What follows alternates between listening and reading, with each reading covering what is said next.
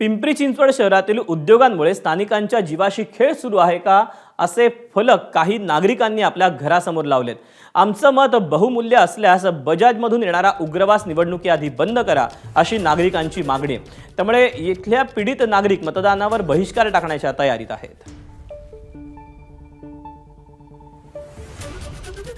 प्रतिनिधी सुद्धा याच्याकडे दुर्लक्ष का करतायत? म्हणजे मिटिंगला तर ते येतात, पण त्यावर सोल्युशन मात्र निघत नाहीये। हे असं का घडते हे आम्हाला आजही कळत नाही।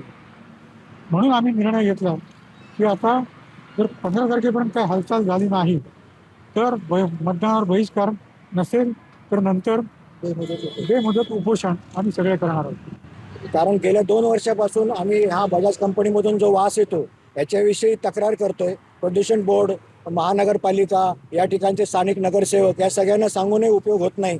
म्हणून याचा अर्थ आम्ही शापित आहोत असंच आम्ही गृहीत धरतो। म्हणून आम्हाला स्वतःला शापित असं म्हणून घेतोय। कंपनी प्रशासनासोबत आमची 2 वेळेला मीटिंग झाली, पण यातून कुठलाही ठोस कारवाई होत नाही आणि प्रत्येक वेळेला कंपनी चालढकल करते, नुसते मशीन बसवतात आणि मशीनचे रिपोर्ट ओके येतात।